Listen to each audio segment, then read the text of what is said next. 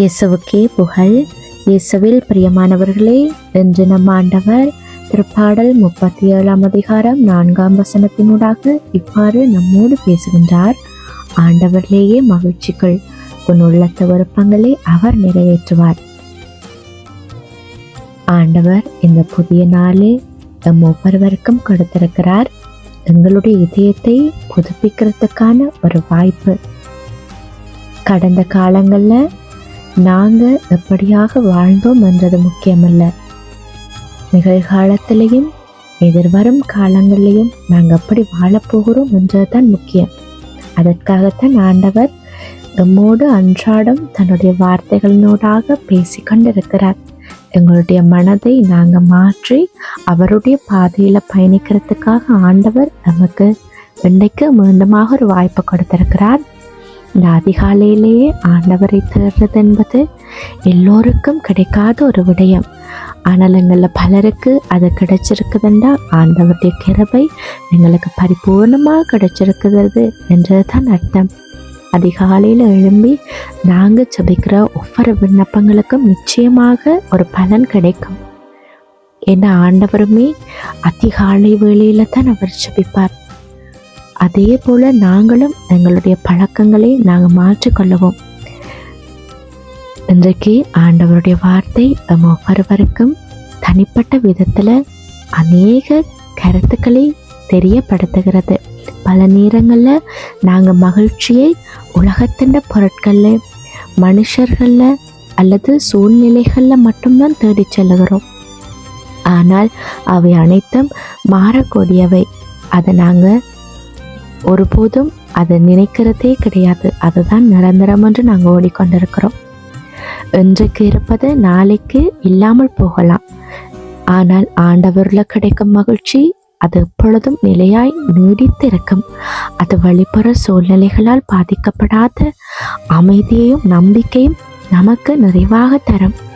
ஆண்டவரில் மகிழ்ச்சி கொள்கிறது என்பது வெறும் சந்தோஷமாக இருப்பது மட்டுமல்ல, அவரை நம்பி வாழ்வதும், அவருடைய அன்பை உணர்வதும், அவர் நம்மோடு இருக்கிறார் என்ற உறுதியோடு நடப்பதும் தான்.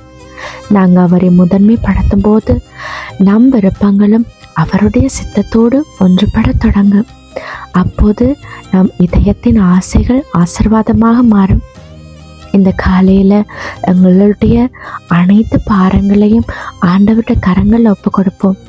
அநேகருக்கு அநேக தேவைகள் இருக்குது, அநேக ஆசைகள் இருக்குது. அது எல்லாத்தையுமே அவருடைய பாதத்தில் ஒப்பு கொடுப்போம். அவர் நமக்காக திட்டமிட்டிருக்கும் நன்மைகளை நமக்கு நிச்சயமாக கொடுப்பார் என்று நாங்கள் நம்புவோம். அவருடைய அன்பில் மகிழ்ச்சியுடன் நடக்கும்போது எங்களுடைய வாழ்க்கை அர்த்தமுள்ளதாய் நிறைவானதாய் மாறும். இன்றைய நாளை நாங்கள் நன்றியுள்ள இதயத்தோடு ஆண்டவருக்கு ஒப்பு கொடுத்து தொடங்குவோம். ஆண்டவரில் மகிழ்ச்சி கொள்வோம். அவர் நம்முடைய பாதைகளை வழிநடத்தி நம் உள்ளத்தின் நற்செயலான விருப்பங்களை தமது நேரத்தில் அவர் நிச்சயமாக நிறைவேற்றுவார். ஆண்டவர் அன்றாடம் எங்கள் ஒவ்வொருவரையும் பாதுகாத்து வருகிறார்.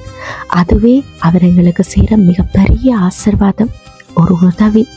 இன்றைக்கு அநேகருடைய வாழ்க்கை கேள்விக்கடகமாகி கொண்டிருக்கிறது. ஆனாலும் அவருடைய பிள்ளைகளாகி நாங்கள் சந்தோஷமாக இருக்கிறோம். 3 வேளை சாப்பிட்றோம், நல்ல உடுத்துறோம், எங்களுக்கு ஒரு நல்ல வேலை இருக்குது, நிரந்தரமான ஒரு வருமானம் இருக்குது, ஒரு அன்பான குடும்பம் இருக்குது. இவையெல்லாம் ஆண்டவர் நமக்கு கொடுத்து ஒவ்வொருவரையும் அவருடைய ஆசீர்வாதத்தில் வழி நடத்துகிறார். அதுக்காக நாங்கள் நன்றியுள்ள இதயத்தோடு ஆண்டவருக்காக செயற்படுவோம்.